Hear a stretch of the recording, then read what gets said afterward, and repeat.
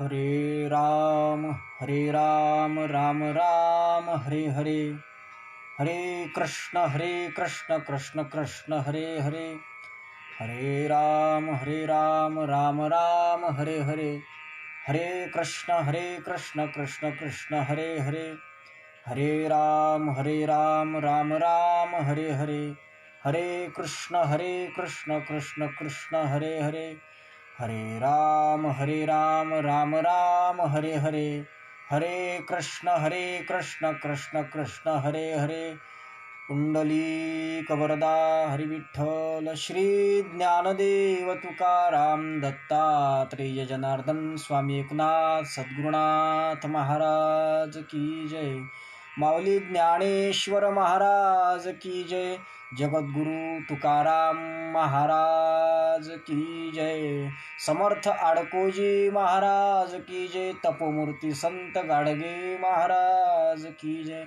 राष्ट्रसंत तुकडोजी महाराज की जय, गुरुवर्य ऋषी संत घुसरकर महाराज की जय, सब साधु संतन की जय, भारत माता की जय।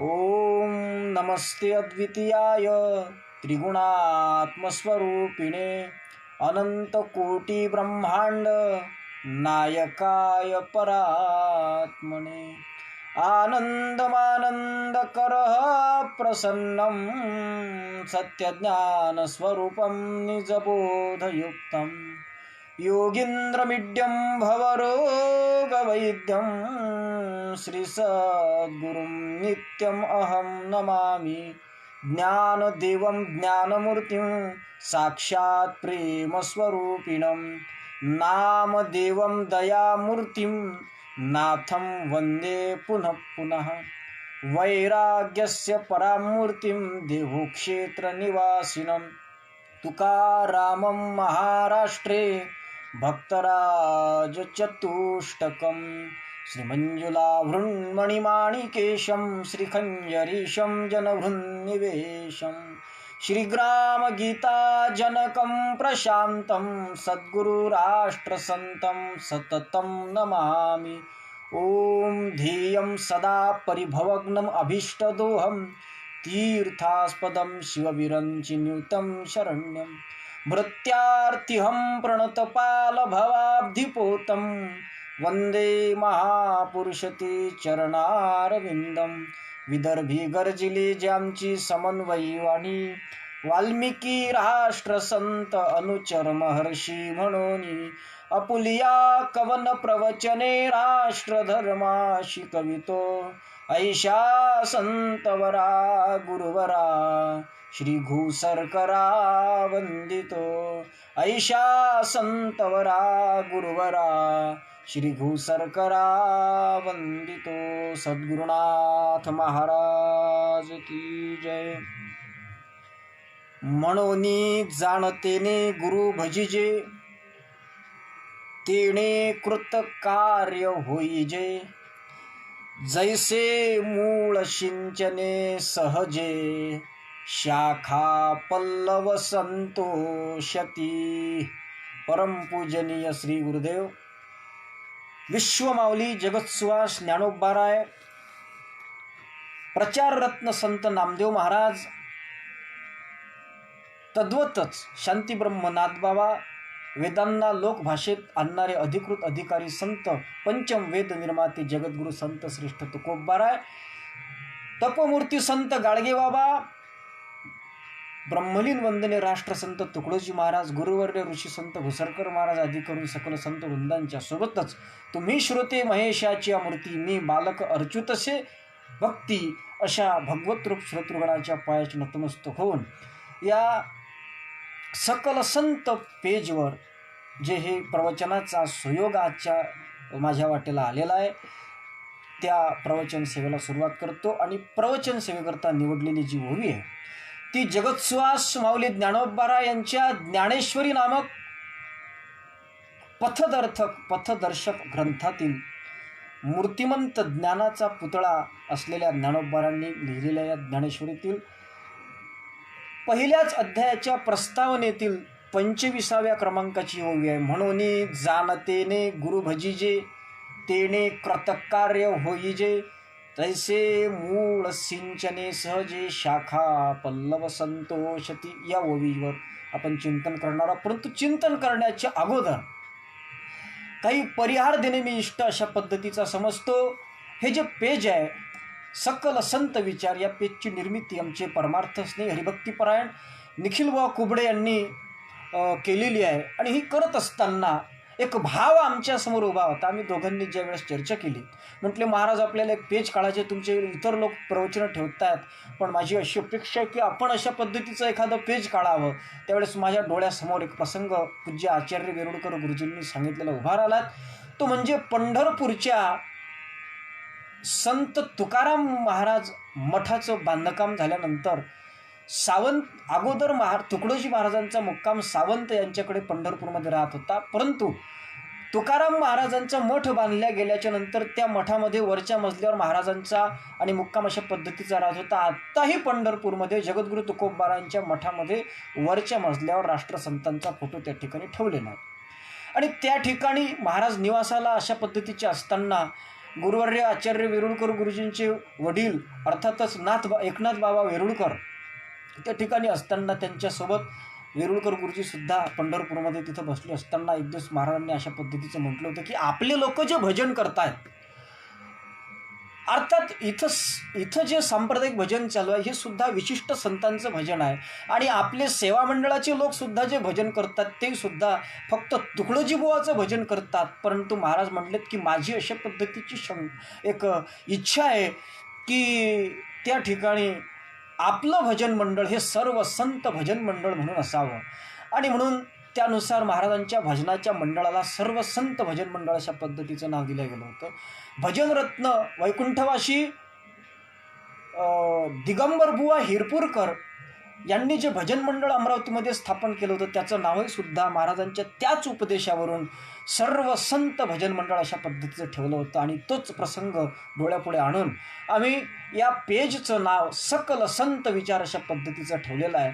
आणि मग त्या पेजवर विविध धर्मपंथ संप्रदायाच्या मंडळींची प्रवचनं, ज्येष्ठ श्रेष्ठांची प्रवचनं अशा पद्धतीची आपण ऐकत आहात. आजसुद्धा चांगल्या पद्धतीचं व्याख्यान आमच्या राजदादा घुमदारांचं झालं. पुन्हा भजन संध्येचा कार्यक्रम होता, परंतु काही तांत्रिक आणि नैसर्गिक अडचणीमुळे या ठिकाणी तो होऊ शकला नाही. आणि आत्ता मी तुमच्यासमोर प्रवचन करतो ते सकल संत विचार. आणि आज आम्हाला काही कोणी प्रवचन करणारा वेळेवर मिळाला नाही आणि वेळेवर कोणी तयार होत नाही.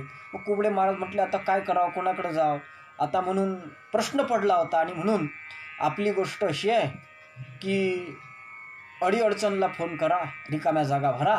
अर्थातच मग कुबडे महाराज म्हटले, महाराज तुम्ही सकाळी अखिल भारतीय गुरुदेव स्वामी तत्त्वज्ञानाच्या संबंधानं सामुदायिक प्रार्थना अष्टकावरती अशा पद्धतीचे 22 प्रवचनं तुमचे झाले आहेत आणि पुढे होणारच आहेत.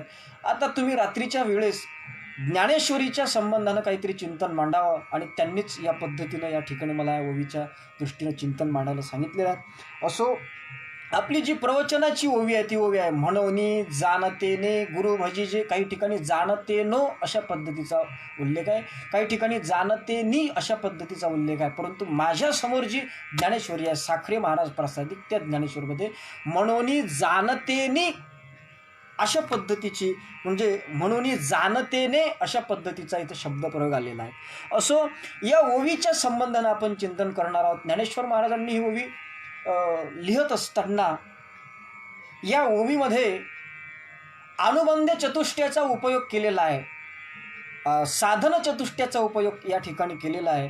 राष्ट्रसंत तुकडोजी महाराज असं म्हणतात की साधन चतुष्टय संपन्न तोची पावे गुरुखुण. अर्थात त्या गुरुखुण पावणारा जो भक्त आहे तो साधन चतुष्टय संपन्न असावा.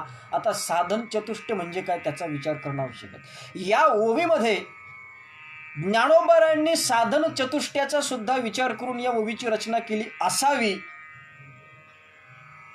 असा या ठिकाणी मला एक भाव माझ्या मनामध्ये प्रकट झालेला आहे. आणि त्यासोबतच या ओवीमध्ये एक वैशिष्ट्य असं आहे की या ओवीच्या माध्यमातून जो ज्ञानोबा उपदेश करतायत तो उपदेश जाणत्याला करतायत हे स्पष्ट सांगितले. म्हणून जाणतेने गुरु भजिजे, अर्थात जे जाणते नाहीत त्यांच्याकरिता हा उपदेश नाही. अर्थातच जाणत्याला हा उपदेश महाराजांनी केलेला आहे. परंतु उपदेश करत असताना या ठिकाणी अनुबंध चतुष्टयाचा आपण उपयोग करू, साधन चतुष्टयाचा उपयोग करू. साधन चतुष्टयामध्ये 4 गोष्टी येतात आणि 4 गोष्टींचा समुच्चय जो असतो त्याला साधन चतुष्टय अशा पद्धतीचं म्हणतात. मग ते अनुबंध चतुष्ट म्हणतात. साधन चतुष्ट वेगळे आहेत आणि अनुबंध चतुष्ट, ते अनुबंध चतुष्ट कोणते आहेत तर अधिकारी, विषय, संबंध आणि प्रयोजन या 4 गोष्टींचा समुच्चय त्याला अनुबंध चतुष्ट असं म्हणतात. आता या ओवीमध्ये म्हणून जाणतेने गुरु भजिजे या ओवीमध्ये जाणतेने या शब्दानं अधिकाऱ्याचं वर्णन केलेलं आढळते. अर्थातच जाणता हा अधिकारी आहे आणि गुरु भजिजे हा या ओवीचा प्रतिपाद्य विषय आहे आणि याचा संबंध दाखवण्याकरिता, कार्यकारणभाव संबंध प्रतिपादित करण्याकरिता म्हणून शब्दाची योजना केलेली आहे. आणि या ओवीमध्ये जे प्रयोजन आलेलं आहे ते प्रयोजन तेने कृतकार्य होईजे हे या ओवीचं प्रयोजन आहे. हा साधन चतुष्टय संपन्न असावा आणि या ओवीमध्ये सुद्धा साधन चतुष्टयाचा विचार आलेला आहे. आता याच्यामध्ये एक विषय आलेला आहे, तो म्हणजे महत्त्वाचा. एक शंका उत्पन्न होऊ शकते की वैयाकरणीय दृष्टीने, व्याकरणाच्या दृष्टीनं मराठी व्याकरणामध्ये कोणत्याही शब्दाची वा वाक्याची कोणत्याही वाक्याची सुरुवात हे म्हणून या शब्दानं होत नसते. अर्थात म्हणून हा जो शब्द आहे हा शब्द कोणत्याही मराठी व्याकरणामध्ये कोणत्याही ठिकाणी येत नसतो. आणि या ओवीमध्ये जी सुरुवात झालेली आहे ती सुरुवात झालेली आहे म्हणून या शब्दापासून.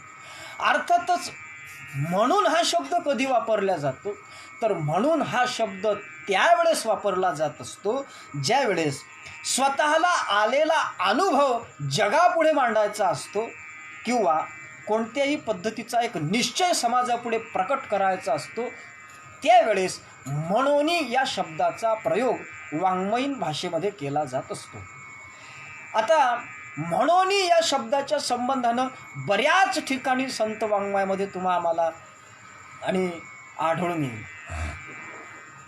म्हणून शरण जावे सर्व भावे देवासी. कारण काय तर जीवाचे दारिद्र्य द्याया झुगारून, एक तूची आहेशी सर्व संपन्न, म्हणून तुझची आलो शरण सर्वज्ञा आदिपुरुषा असं ग्रामगीता बोलते. आणि तो अशा पद्धतीचा असला आहे म्हणून शरण जावे सर्व भावे देवाशी असं जगद्गुरु तुकाराम महाराज म्हणतात. किंवा आणखीनही काही प्रमाण आहे. आपण सगळे लोक ज्या आरतीचे परिचित आहेत ते जगद्गुरु संत श्रेष्ठ तुकोबारा यांची आरती काय बोलून जाते. ती आरती म्हणते की म्हणून रामेश्वरी चरणी मस्तक ठेविले आरती तुकारामा. कारण म्हणून हा शब्द त्या ठिकाणी योजला. पण कशा करता तुकिता तुलनेशी ब्रह्म तुकाशी आले. तुलना करून पाहिलं तर ब्रह्म आणि तुकोबारा यांची तुलना करून पाहिली तर तुकोबारा यांचं पारडं जड ठरलं. म्हणून रामेश्वरी चरणी मस्तक ठेविले.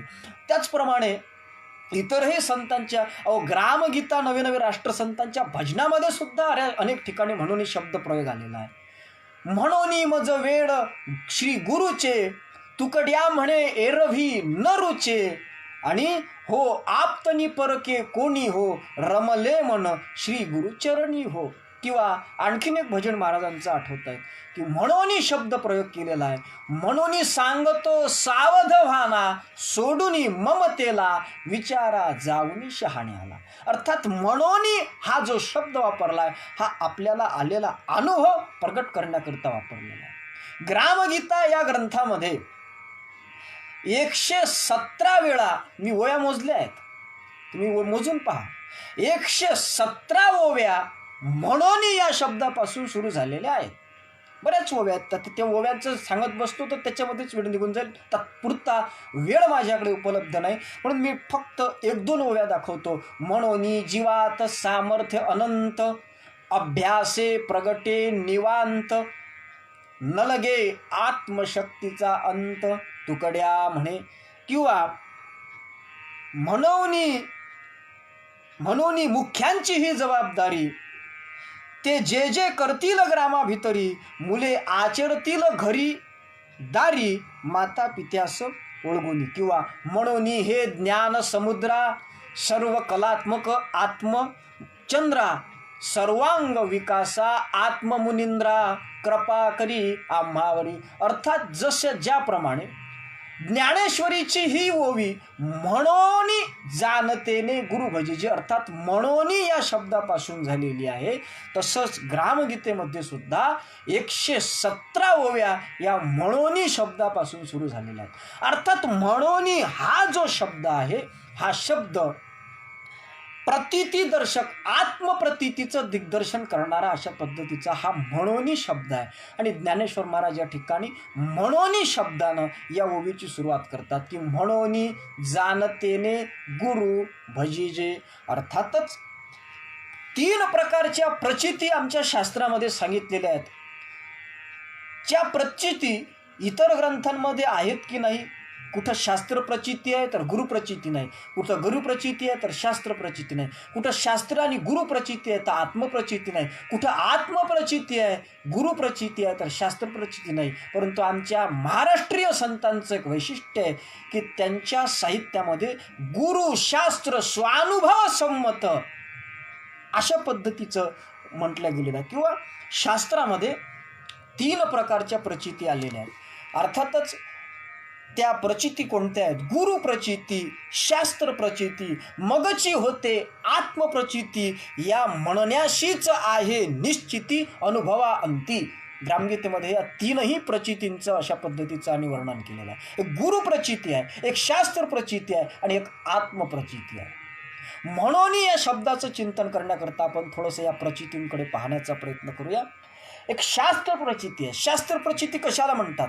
शास्त्र प्रचिती त्याला म्हणतात की म्हणून ग्रंथ वाचावे त्याने, मन लावून अर्थ समजणे, हे अनुभवयांकडून निवडणे आपुल्या ठाई, याला म्हणतात शास्त्र प्रचिती. अर्थात शास्त्रांचं अध्ययन करणे, शास्त्रांचा अभ्यास करणे आणि त्या शास्त्रांच्या माध्यमातून ज्ञान मिळवणे आणि त्या शास्त्रांच्या माध्यमातून मिळवलेलं ज्ञानाचा अनुभव शास्त्र प्रचिती. पण शास्त्र प्रचिती जरी करत बसलो तरी ग्रंथामध्ये अनेक अशा पद्धतीचे विषय आलेले आहेत. कारण वेदे जरी बहु बोलिले, नाना भेद सुचिले, पण त्यातलं काय घ्यावं हे नेमकं आपल्याला कळू शकतं. आणि म्हणून साधू संत अनुभवाचे सागर ही गुरुप्रचिती आहे. कोणती? तर साधू संत अनुभवाचे सागर, त्यांना कळतो पुढील व्यवहार, आणि म्हणून जीवांचा कैचा होय उद्धार, काय करावे त्या लागी, कोणास काय साधन द्यावे, हे त्यांशीच कळते स्वभावे, म्हणून गुरु प्रचितीस घ्यावे बोललो आम्ही.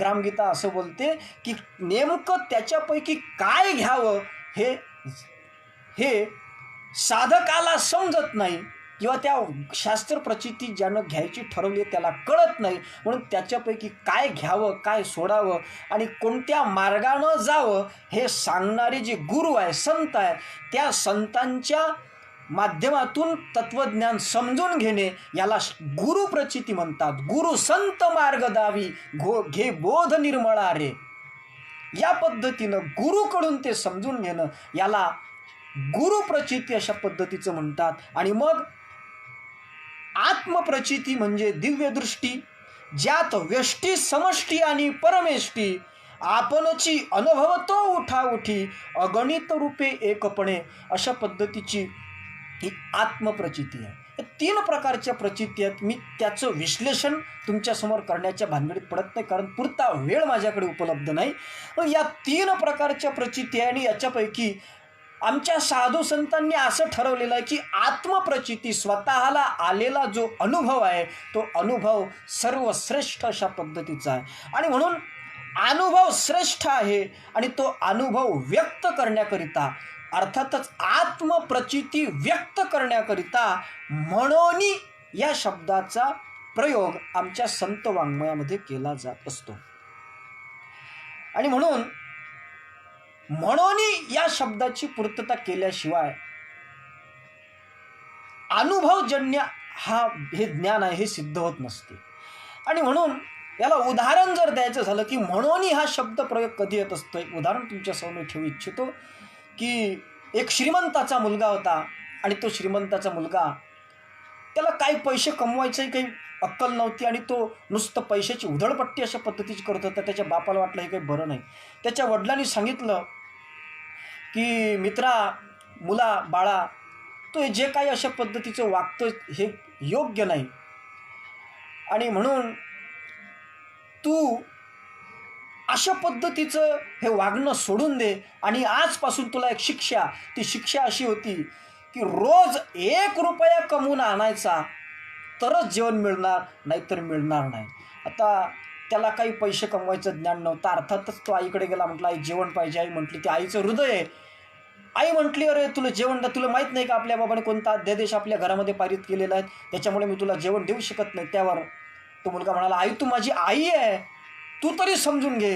तेव्हा ती आई म्हणायला लागली, बाळा ठीक आहे, काही हरकत नाही. आणि त्याच्या वडिलाच्या चोरून ती आई त्या मुलाला 1 रुपया देत होती. आणि 1 रुपया देत असताना तो मुलगा तो 1 रुपया बापाकडे देत होता आणि रात्रीच्या वेळी, संध्याकाळच्या वेळी बाप तो 1 रुपया विहिरीत टाकत होता आणि त्याला जेवायला देत होता. असं रोज 1 महिना नाही 2 महिने असा नित्यक्रम चालला. पण काय झालं की त्या आईकडेही सुद्धा एक दिवस पैसे सापडले नाही. तेव्हा ती आई म्हटली, कडे आता मी किती दिवस देणार आहे, त्याच्यामुळे तू आता काहीतरी तुझं तू पहा. आणि मग तो मुलगा गेला आणि कुठंतरी एक लाकूड तोड्याकडे गेला. म्हटला, लाकूड तोडे काका 1 रुपया आहे का? तो म्हटला, मीच लाकूड तोडून तोडून पैसे कमावतो, मी तुला कुठलं देऊ?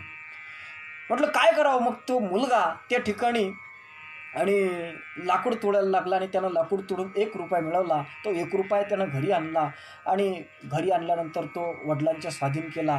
वडिलांनी तो रुपया विहिरीत फेकण्याकरिता हात उचलला.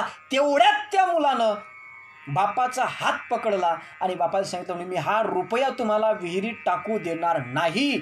आणि नाही म्हणजे नाही. तेव्हा त्या वडिलांनी विचारलं, अरे वा, तू आजपर्यंत रोज मी रुपया टाकत आलो पण कधी अडवलं नाही, पण आज तुम्हाला अडवत आहेत, काय कारण आहे त्याच्या पाठीमागं? त्यावेळेस तो मुलगा म्हटला, बाबा रोज मी तुमच्या खिशातलेच पैसे आई मला देत होती आणि मी टाकत होतो, पण आजचा जो रुपया आहे हा मी लाकूड तोडून माझ्या हाताला फोड आले आहेत आणि ते कष्ट करून मी हा रुपया मिळवलेला आहे, म्हणून मी तुम्हाला विहिरीत टाकू देणार नाही. यापेक्षा दुसरा दृष्टांत तुमच्या लक्षात यावा म्हणून सांगतो थोडक्यात आणि पुढे चालतो. आपल्याला ओवीचं चिंतन करायचं आहे. एका मुलीचं लग्न झालं, तिचे वडील तिच्या घरी गेले आणि तिच्या घरी गेल्यानंतर ते वडील पाहायला लागले आपली मुलगी काय काय करते. त्या मुलीकडे एकच काम होतं की घरामध्ये नुसतं झाडपूस करणे आणि कोणाच्याही घरामधल्या कुटुंबातल्या कोणाच्याही मुलानं सुशी केली की ते साफ करणे. तो वडील म्हटला, माझी पोरगी एवढंच काम करते, 1 लाख हुंडा दिला मी. आणि त्यानं जावई बापूला विचारलं जेवण करता करता, का म्हणे जावई बापू, हे मुलीकडे तुम्ही हेच काम दिलं, दुसरं कोणतं काम नाही का? तेव्हा ते जावई बापू सांगायला आले, काय करावं, तुमच्या मुलीला आम्ही स्वयंपाक करायला लावला तर ती स्वयंपाक करते, पण भात शिजवायला लागली की एकाच त्या आणि भांड्यामध्ये खाली जळगाव असते, मधात चिखलदरा असते आणि वर तांदूळवाडी असते, अशा पद्धतीचा भात शिजवते. पोळ्या करायला लागली की भूमिती सोडून त्या भूमितीमधले वर्तुळ सोडून सगळ्याच अशा पद्धतीचे कोण ती त्या ठिकाणी आकृत्या काढत असते. आणि म्हणून किंवा भांडे घासायला लागले तर ते अशा पद्धतीचे भांडे घासते. आणि अशा पद्धतीचं तिला स्वयंपाक येत नाही, तिला भांडे घासता येत नाहीत, तिला कपडे धुता येत नाही, म्हणून तिच्याकडे हे काम दिलं आहे. अर्थात अशा पद्धतीचं आहे म्हणून तसंच या ठिकाणी ज्ञानेश्वर महाराज म्हणतात की म्हणून जाणतेनो गुरुभोजीचे. इथं म्हणून शब्द वापरला. अर्थात म्हणून हा शब्द जो काही इथं योजलेला आहे याच्या अगोदरची ओवी जी आहे, याच्या अगोदरच्या ओवीशी या ओवीचा संबंध जोडल्याशिवाय म्हणून हा शब्द का योजला ते आपण ठरवू शकत नाही. अर्थात त्याचा थांगपत्ता लागू शकत नाही. आणि म्हणून मग म्हणून हा शब्द कशा करता योजला आहे तर त्याच्या अगोदरच्या ओव्या वाचावं लागतात. तर ज्ञानेश्वर महाराज म्हणतात की मज हृदयी सद्गुरु तेने तारिलो हा संसार पुरू म्हणून विशेषे अत्यादरू विवेकावरी का चिंतामणी आलिया हाती सदा विजय वृत्ती मनोरथी तैसा मी पूर्णकाम निवृत्ती ज्ञानदेव म्हणे म्हणून जाणते नो गुरु भोजीचे. कारण काय, माझ्या हृदयामध्ये मज हृदयी सद्गुरू, माझ्या हृदयामध्ये सद्गुरू आहेत आणि त्या सद्गुरू माझ्या हृदयामध्ये आणि त्यांच्या सद्गुरूंच्या मुळेच मी या संसार सागरातून तारतो आहो असं नाही तर तरलेलो आहो. ज्ञानदेव म्हणे तरलो आता उद्धरिलो गुरुकृपे. त्यांच्या कृपेनं मी स्वतःचा अशा पद्धतीचा आणि उद्धार करून घेतलेला आहे. स्वतःच्या स्वस्वरूपाची अनुभूती मी त्यांच्या माध्यमातून घेतलेली आहे. आणि चिंतामणी हाती आल्याच्या नंतर सदा विजय मनोवृत्ती तैसा मी पूर्ण कामनिवृत्ती अर्थात पूर्ण कामत्व मला प्राप्त झालेलं आहे, अर्थात पूर्णत्व मला प्राप्त झालेलं आहे.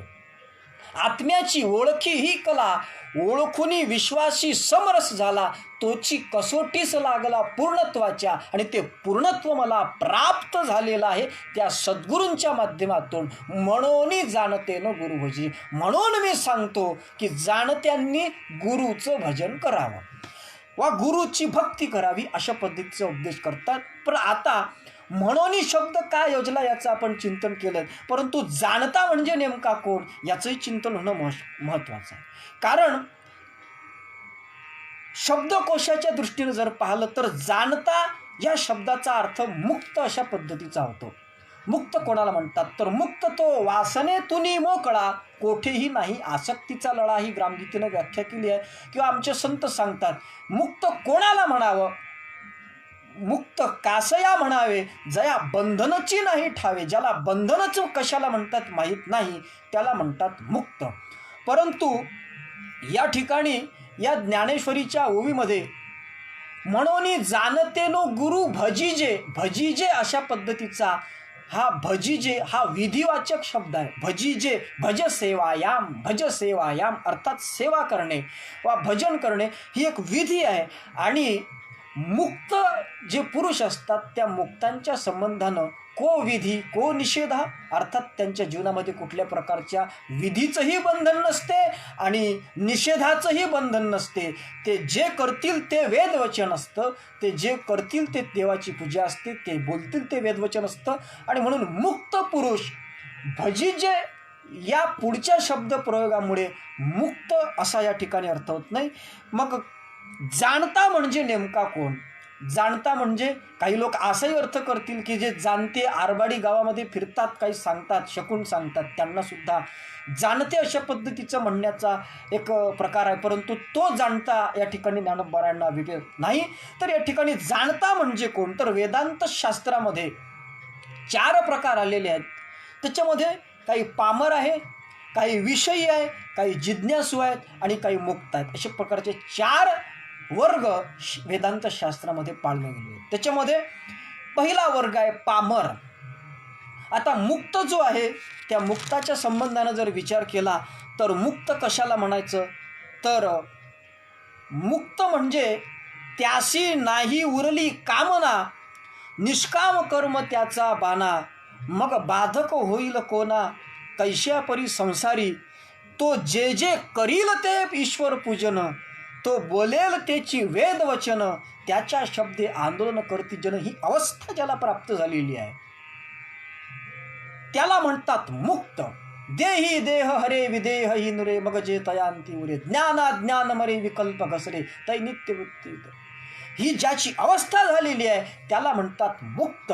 आणि मुक्त हा शब्द जर जाणता अशा पद्धतीचा त्याचा अर्थ आपण केला तर होऊ शकत नाही. कारण संस्कृतामध्ये किंवा आमच्या मराठी भाषेमध्ये एकाच गोष्टीकरता एकाच वस्तूकरता अनेक शब्द वापरण्याची प्रघात आहे. परंतु त्याचा अर्थ कसा लावायचा याचं सुद्धा भान असलं पाहिजे. कारण मा करून टिंब दिलं आणि पुढे मुख्यमंत्री लिहिलं तर त्याचे 2 अर्थ होतात. मा म्हणजे माननी त्याच्या पुढे जर माननीय देवेंद्र फडणवीसांचं नाव असेल तर माजी मुख्यमंत्री होत असते, आणि त्या मा करून टिंब मुख्यमंत्री लिहिलं त्याच्यासमोर जर आदरणीय उद्धवजी ठाकरे यांचं नाव असेल तर मग ते माननीय मुख्यमंत्री अशा पद्धतीचा अर्थ होत असतो.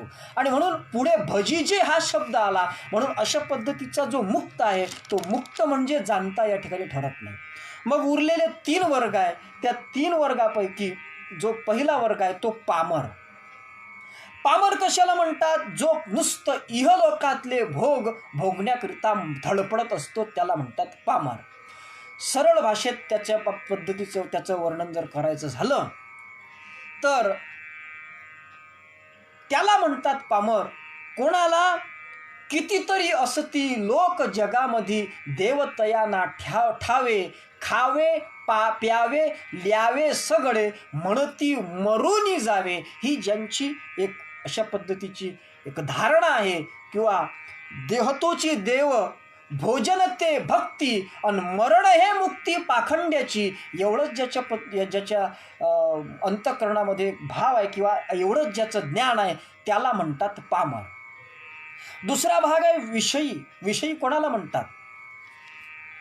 विषयी त्याला म्हणतात ज्याला परलोकातल्या भोगांची इच्छा आहे, स्वर्गादी लोक भोगण्याची इच्छा आहे. अर्थात भगवद्गीतेमध्ये विषयी लोकांचं वर्णन करत असताना म्हटलेलं आहे की या मिमां पुष्पितां वाच्यं प्रवदन्त्य विशश्चितः वेदवादरतः पार्थ नान्यदस्तित वादिनः.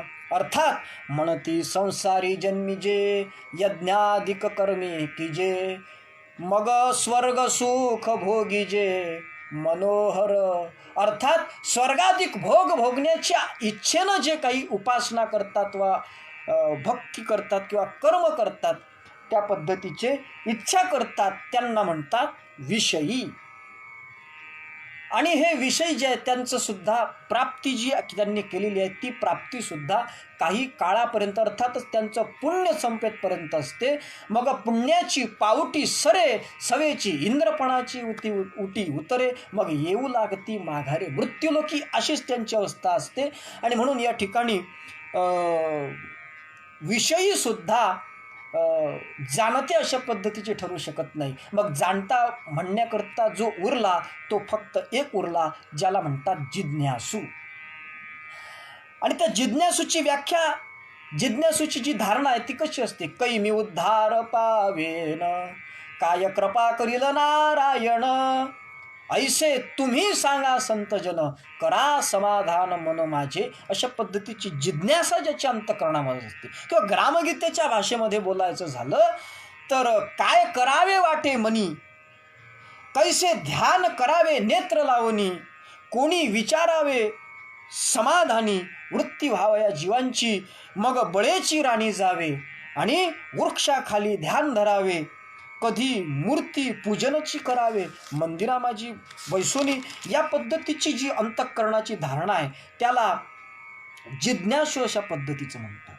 आणि म्हणून जिज्ञासू हाच खऱ्या अर्थानं जाणता आहे किंवा हाच खऱ्या साधक आहे. या विषयाला बळकटी आणण्याकरता मी आनंदामृतामधलं एक प्रमाण तुमच्यासमोर सादर करतो. आनंदामृतामध्ये राष्ट्रसंत तुकडोजी महाराज असं म्हणतात की जरी जिज्ञासू शिष्य झाला, हृदय इच्छी उद्धारण्याला, तयाने वैराग्य दृष्टी सद्गुरूला शरण जावे. किंवा दुसरी एक ओवी आनंदामृत ग्रंथामध्ये राष्ट्रसंतांनी लिहिली आहे की जरी साधका व्हावा देव, तरी हाची सोपा उपाव, लीनपणे धरी दृढ भाव एका सद्गुरूचे पायी. अर्थात सद्गुरूची उपासना करण्याकरिता, जिज्ञासूनी स्वतःचा उद्धार करून घेण्याकरिता, पूर्णत्व प्राप्त करून घेण्याकरिता, कृतकृत्यत्व प्राप्त करून घेण्याकरिता गुरुची सेवा करावी वा गुरुची भक्ती करावी, हाच संदेश राष्ट्रसंत तुकडोजी महाराज आपल्या आत्मप्रभाव ग्रंथाच्या माध्यमातून देतात. अर्थातच पूर्ण कामत्व सिद्ध करून घेण्याकरिता गुरुची उपासना करण्याचा जो उद्देश आहे तो माऊली ज्ञानेश्वर महाराज या ओवीच्या माध्यमातून जाणत्याला, पर्यायानं साधकाला किंवा त्यालाच जिज्ञासू अशा पद्धतीचं नाव आहे. हे तीनही एकच आहेत, यांना देत आहेत. पण जाणत्या लोकांनी हा गुरु करत असताना ज्या गुरुची सेवा करायची आहे त्या गुरुकडे सुद्धा आधी तो गुरु जाणून घ्यावा. मी एक वाक्य सांगतो महत्त्वाचं. गुरु हा करावा लागत नसतो सज्जन हो, गुरु हा कळावा लागत असतो. गुरुकडे जाऊन मंत्र घेणे अशा पद्धतीचे जे काही आपल्याकडे प्रघात आहे, तो प्रघात काही अंशी चुकीचा आहे आणि काही अंशी बरोबर आहे. त्याचे आपण चिंतन करणार. अर्थातच गुरु करावा, पण तो जाणत्याने गुरुसुद्धा जाणून करावा. कारण गुरु अनेक प्रकारचे गुरु आहेत. गुरु जाणून केला पाहिजे आणि करण्याची गरज नाही. ज्ञानेश्वर महाराज म्हणतात की ऐसी कर्म साम्य दशा जेथ होय गा विरेशा मग श्री गुरु आपैसा भेटेची गा.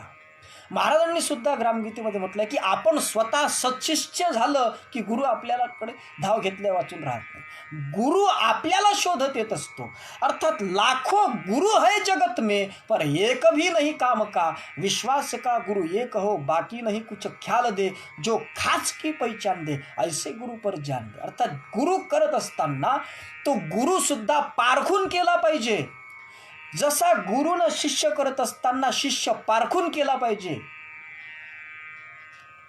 फोळ चोखाया लावणी जैसे शिष्य निवडले रामदासे मृत्यूच्या कसोटीवरी पाहणे तैसे गुरु गोविंद सिंहाचे. अर्थात शिष्य हा गुरु पारखून घेत असतो.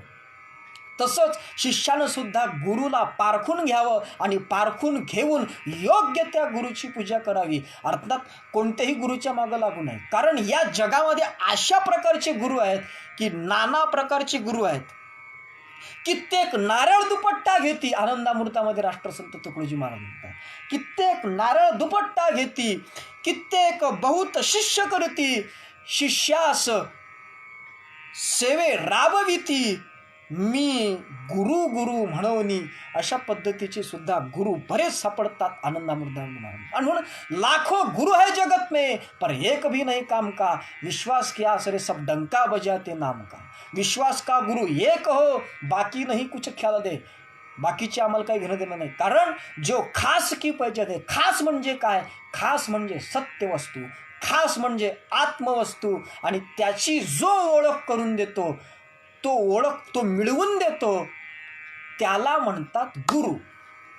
नाही तर मग काही जादूगर होते गुरु. राष्ट्रसंत लहरकी बरकीमध्ये म्हणतात काही जादूगर होते गुरु. काही गुरु जादूगर असतात, जादूचे खेळ दाखवतात, चमत्कार करून दाखवतात. काही जादूगर होते गुरु फूफा किया करते सदा ठाणे ठुने बतलाय कर दुनिया किया करते फिदा. पर मेरे प्यारे भाई मान लो ये गुरु नहीं गुर है कुत्ते तभी कुछ ठीक है पर ये लबाडे शूर है. अर्थातच अशा पद्धतीचे जे गुरु असतील ते गुरु लबाडे आहेत, कुत्रे आहेत, अशा पद्धतीचा शब्दप्रयोग राष्ट्रसंत तुकडोजी महाराज करतात त्यांच्या बाबतीत.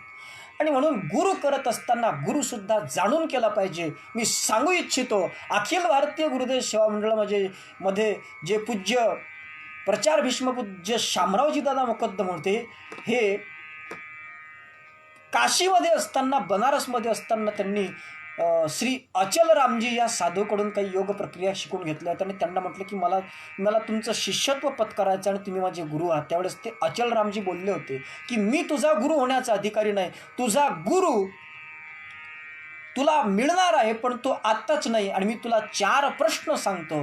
ते 4 प्रश्न तू त्या गुरुला विचारायचे आणि त्या प्रश्नाची उत्तरं शास्त्रामध्ये सुद्धा आहे, ग्रंथामध्ये सुद्धा आहेत. परंतु मी जे उत्तर सांगतो ते जसेच्या तसे त्याच शब्दात जो तुला सांगेल तो तुझा गुरु.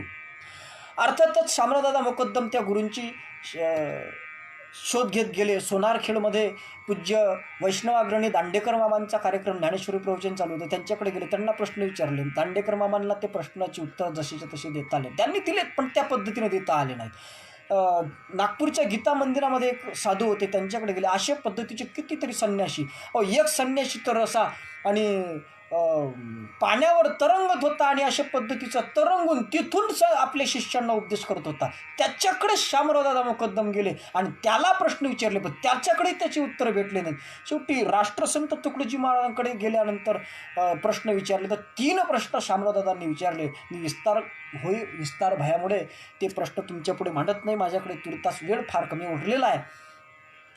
पण 4था प्रश्न महाराजांनी स्वतःहून सांगितला की शामराव, तुझा 4था प्रश्न हा आहे की आम्ही जीवन कसं जगावं, आणि त्यावर राष्ट्रसंतांनी त्यांना उत्तर दिलं. त्यावेळेस शामराव दादांनी जाणलं की हेच खरे माझे गुरु आहेत, आणि त्यावेळेस गुरुला जाणून शामराव दादांनी त्यांची भक्ती केली आणि अर्थातच शामराव दादा आज अमर झाले. मला सांगायचं हे की शिष्यानं गुरुची पारख करून घ्यावी. अर्थात गुरु गुरु गुरु गुरु म्हणजे काय, गुरु शब्दाची व्याख्या काय आहे. आद्य जगद्गुरु शंकराचार्यांनी गुरुची व्याख्या केली आहे की गुकारो अंधकारस्या ऋशब्दस्त निरोधका अंधकार निरोधित्वात गुरुरित्य विधीयते. अर्थात गुरु त्याला म्हणतात. गु हा शब्द अंधकारवाचक आहे आणि रु हा शब्द त्याची निवृत्तीवाचक शब्द आहे. अर्थात जो अंधकारातून जो आम्हाला प्रकाशाकडे नेते. रोज आमची गुरुदेव सेवामंडळाची मंडळी म्हणत असतात की ईश्वरा असता तुनी या मासने सत्याकडे ने अंधकारातून पुढे द्या या प्रकाशाचे धडे. प्रकाशाचे धडे जो देत असतो त्याचं नाव गुरु आहे. आणि म्हणून गुरु करत असताना तो गुरु कशा पद्धतीचा करावा त्याचं चिंतन आमच्या संतांनी मांडलं. कारण गुरु करत असताना लाखो गुरु जगामध्ये आहेत. अहो, या जगामध्ये जे खरे गुरु झाले आहेत ना, त्यांना जास्त शिष्य नाही आहे. एक खूण आहे, लक्षात घ्या. अहो, शिष्याचा बाजार करणारे जे गुरु असतील की हा माझा शिष्य, तो माझा शिष्य, आणि अनेक शिष्य करणारा जो गुरु असेल त्याची टिंगल उडवली आहे आमच्या जगद्गुरु तुकाराम महाराजांनी. तुकाराम महाराज म्हणतात की तुका म्हणे शिष्य केले जैसे सुकरीचे पिल्ले. अर्थात एखाद्या सुकरीचे नाम डुकरींचे पिल्ले अनेक असतात, त्या पद्धतीनं एखाद्या डुकरासारख्या गुरुचे शिष्यसुद्धा अनेक असतात. आणि म्हणून जे खरे गुरु आणि जगद्गुरु शंकराचार्य फक्त 4 शिष्य त्यांचे होते. भगवान दत्तात्रय जगद्गुरु म्हणून ओळखले जातात. दत्तात्रय प्रभू त्यांचे 3 शिष्य फक्त. एक यदुराजा, एक सहस्त्रार्जुन आणि एक जनार्दन स्वामी. 3 शिष्य, याच्यावर शिष्य नाही. निवृत्तीनाथाचे शिष्य किती आहेत? ज्ञानेश्वरा वाचून शिष्य नाही. आडकोजी महाराजांचे शिष्य किती आहेत? तुकडोजी महाराजांचे शिष्य 4 शिष्य आहेत. म्हणून जे अनेक शिष्य करतात ते गुरु नाही. जगद्गुरु तुकाराम महाराज अशा गुरूंना म्हणतात तुका म्हणे शिष्य केले जैसे सुकरीचे पिल्ले. काय, अहो, गुरु मंत्र घेण्याकरिता करायचा नसतो. नाथ महाराज एकनाथी भागवतामध्ये स्पष्ट म्हणतात की गुरु कसे कसे आहेत. अहो, नाथ महाराज म्हणतात की मंत्र तंत्र उपदेश येते घरोघरी गुरु आहाती आईते, परंतु जो मिळवी शिष्यास सद्वस्तू ते श्री गुरु सद्गुरु श्रीकृष्ण त्या मानी. त्याला भगवान कृष्ण सद्गुरू मानतात, जो शिष्याला सद्वस्तूची प्राप्ती करून देतो. अर्थात कर्तकृत्यत्व त्याच्या जीवनामध्ये घडवून आणतो. अर्थात त्याच्या जीवनामध्ये पूर्णत्व प्रदान करत असतो. त्याला नाथ महाराज गुरु म्हणतात आणि त्याला गुरु म्हणतात. अर्थातच मंत्रतंत्र उपदेश येते घरोघरी गुरु आहे ते आहे ते, त्याला आम्ही गुरु म्हणणार नाही. जे गुरु देव दाखवतो असं म्हणत असतील, तुकडोजी महाराज म्हणतात तुकड्या दास म्हणे दाखविल देव त्याशी गुरु राव म्हणू नये. जो दावा करत असेल की मी देव दाखवतो, किंवा कोणी म्हणत असतील की आमचा गुरु देव दाखवतो, फोल गोष्ट आहे. दाखविल जो देव त्याशी गुरु राव म्हणू नये, तुकडोजी महाराज म्हणतात. पण गुरु कसा असावा, तर गुरु श्रीमद भागवतामध्ये वर्णन आलं आहे गुरु कसा असावा. तस्मात गुरु प्रपद्यन्ते जिज्ञासु श्रेय उत्तमम आणि शाब्दे परेच निष्णातम ब्रह्मव्य उपशमाश्रय. तसा गुरु करा. कसा गुरु करा? ज्यांची अशी अपेक्षा आहे की आम्हाला उत्तम अशा पद्धतीचं श्रेय, अर्थात पूर्ण कामत्व, अर्थात आमच्या जीवनामध्ये आम्ही कृत्य अशा पद्धतीचं व्हावं, अशी ज्यांची इच्छा असेल ना, त्यांनी त्या गुरुला शरण जावं. कोणत्या? शाब्दे परेच निष्णात. अर्थात कशा? जो स्वानुभूती ज्याला प्राप्त झालेली आहे आणि ती स्वानुभूती प्राप्त झालेली जो सांगू शकतो, दुसऱ्याला देऊ शकतो, अशा गुरुला आम्हाला शरण जायचं आहे. अशा गुरुकडे आम्हाला जायचं आहे. अर्थात जो दाखवतो, अद्वैत करेल जो वृत्ती, षड्विकारातून फिरवी मती, सदा नामस्मरण पंक्ती घोषवी जो, आनंदामृत म्हणते अशा पद्धतीच्या गुरुकडे आम्हाला जायचं. अशा गुरुकडून आम्हाला ज्ञान प्राप्त करून घ्यायचं आणि त्याचं असा जो गुरु आहे जो शिष्याला सद्वस्तू, अर्थात जे जे गुरु शिष्याला पंथवादामध्ये बांधून ठेवत असतील, सांप्रदायिकतेमध्ये गुरफटून ठेवत असतील किंवा स्वतःचं महत्त्व वाढवण्याकरता त्याला आपल्या बंधनात अटकून ठेवत असतील, अशा पद्धतीचे गुरु हे खरे गुरु ठरू शकत नाही. जे गुरु संतांमध्ये भेद करणं शिकवत असतील, जे गुरु देवादेवामध्ये भेद करणं शिकवत असतील, जे गुरु पंथामध्ये भेद करणं शिकवत असतील, जे गुरु सांप्रदायामध्ये भेद करणं शिकवत असतील, अशा गुरुची आम्हाला गरज नाही. तर गुरु कसे असावे? अद्वैत करील जो वृत्ती, अद्वैत तत्वाची प्राप्ती जो करून देईल असा गुरु आम्हाला करायचा. जे गुरु, या गुरुच्या ज्ञानामुळे समाजामध्ये आमच्या मनामध्ये द्वैत निर्माण होईल, कुठले पंथाबद्दल, देवाबद्दल, धर्माबद्दल, संताबद्दल, त्या गुरुचं ज्ञानही सुद्धा आम्हाला नको आहे. अद्वैत करेल जो वृत्ती, षड्विकारातून फिरवी मती, अशा प्रकारचा गुरु आम्हाला पाहिजे. मग प्रश्न निर्माण होईल आमच्या अखिल भारतीय गुरुदेव सेवा मंडळाच्या सद्भाविक सज्जनांच्या मनामध्ये की गुरु हाडामासाचा नव्हे, गुरु नहे जाती संप्रदाय, गुरु शुद्ध ज्ञानतत्वाची आहे अनुभवीयांचे, असं तुकडोजी महाराज म्हणतात. मग आता प्रश्न निर्माण होईल की गुरुची सेवा करावी म्हणजे काय करावं? तर गुरुची सेवा करावी याचा अर्थ हा होतो की गुरुची सेवा करावी, पण तो गुरु काय? अर्थात गुरु हे ज्ञानतत्व जरी असलं तरी ते ज्ञानतत्व ज्याच्या देहाच्या आश्रयानं राहतं त्याला म्हणतात गुरु. अर्थात एखादा व्यक्ती श्रीमंत आहे, तो श्रीमंत असलेला व्यक्ती, त्याची श्रीमंती त्या व्यक्तीच्या आश्रयानं राहते म्हणून त्याला श्रीमंत म्हणतात. अर्थात जी व्यक्ती ज्ञानसंपन्न, अर्थात केवलम ज्ञानमूर्तीम असं ज्या व्यक्तीचं वर्णन केलं जावं अशी जी चालती बोलती ज्ञानाची मूर्ती असलेली व्यक्ती आहे, एकनाथ महाराज म्हणतात की जो निश्चयशील अभिमान, त्याचा देह सच्चिदानंद घन, त्याचे करिता भजन मूढ जन उद्धरती. आणि म्हणून असा जो एक श्रेष्ठ अशा पद्धतीचा गुरु असतो, तो जो गुरु आहे, तो जो गुरु आहे अशा पद्धतीचा, जो देहधारी अशा पद्धतीचा असलेला ही जो एक व्यक्ती आहे, तो व्यक्ती सुद्धा आणि गुरु या स्वरूपाला प्राप्त होत असते.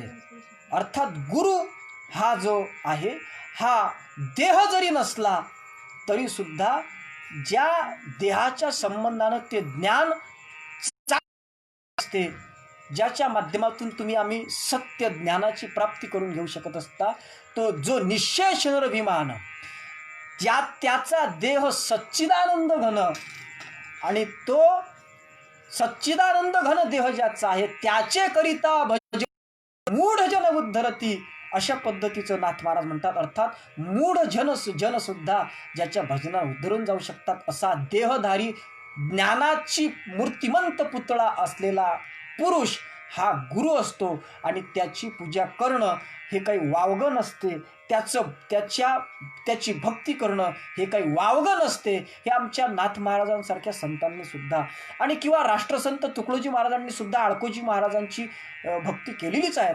अर्थात महाराजांनी सुद्धा सांगितलं की आदो नित्यरूपा सदा स्मृणिया वृत्ती स्थिरावे म्हणी, न ढळे चित्त कदा तया वरुणिया निश्चिंत राहे जनी, देहादी जडभास नाशवतसा जाणी मनी जो सदा, श्रीमत आडकुजी पदा भजमना मग जन्म नाही कदा. पद अर्थात हा पद नाम अधिकार ज्यांनी प्राप्त केलेला आहे अशा गुरूंचं भजन केलं तर मात्र उद्धार झाल्या वाचून राहत नाही.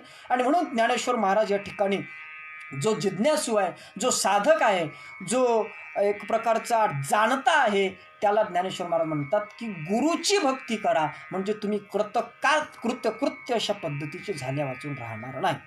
आता कृत्यकृत्य अशा पद्धतीचे झाला वाचून राहणार नाही त्याच्याकरता दृष्टांत देतात. अर्थ कृत्यकृत्यश्च भारत एतत् बुद्ध्वा बुद्धिमानशात कृत्यकृत्यश्च भारत असं भगवद्गीतेमध्ये म्हटलेलं आहे. जगद्गुरु तुकाराम महाराज सुद्धा म्हणतात की कृत्यकृत्य झालो, इच्छा केली ते पावलो. अर्थात संतांची इच्छा कोणती आहे? त्यांची इच्छा हीच आहे की अंतिम ध्येय अखंड प्राप्ती अनुभवा यावी जीवाप्रती. आम्हाला अखंड आनंद अद्वय स्वरूपाच्या अनुभूती यावी आणि ती अनुभूती प्राप्त होणे म्हणजे कृतकृत्य होणे. अर्थातच ते कृतकृत्यत्व किंवा पूर्ण कामत्व प्राप्त करून घ्यायचं असेल तर मग मात्र आम्हाला गुरुची भजन, गुरुची प्राप्ती, गुरुची भक्ती केल्या वाचून दुसरा कुठल्याही प्रकारचा उपयोग नाही. आणि म्हणून जाणतेने गुरु भजिजे तेने कृतकार्य होईजे.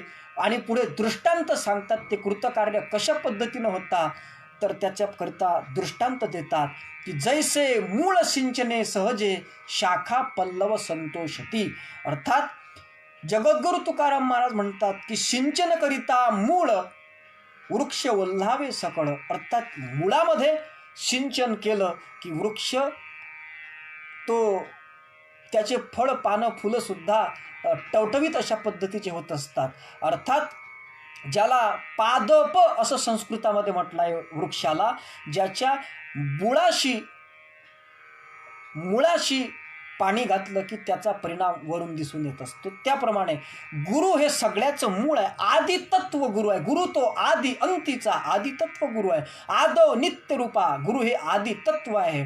आणि म्हणून गुरु हे आदितत्व जो आहे, कारण त्या मूल तत्वाचा जो अनुभव ज्ञानगम्य विश्वात्मक देव तोची मानिला गुरुदेव. गुरुदेव कोण आहे? ते आदितत्व आहे. आणि ते आदितत्व असल्यामुळे त्या आदितत्वाची उपासना केली, त्याची भक्ती केली, त्याचं भजन केलं की मग सगळ्या गोष्टी प्राप्त झाल्या वाचून राहत नाही. आणि म्हणून त्याने कृतकार्य होईजे. अर्थात कृतकार्य होणे म्हणजे पूर्णत्व प्राप्त करणे. आणि ते पूर्णत्व प्राप्त करण्याकरता अज्ञानाची निवृत्ती व्हावी लागते. आणि अज्ञानाची निवृत्ती होण्याकरिता ज्ञानाची प्राप्ती व्हावी लागते. आणि ज्ञानाची प्राप्ती होण्याकरिता गुरुची आवश्यकता असते. म्हणून ज्ञानेश्वर महाराज सांगतात की म्हणून जाणतेने गुरु भजिजे जेणे कृतकार्य होईजे जैसे मूळ सिंचने सहजे शाखा पल्लव संतोषती.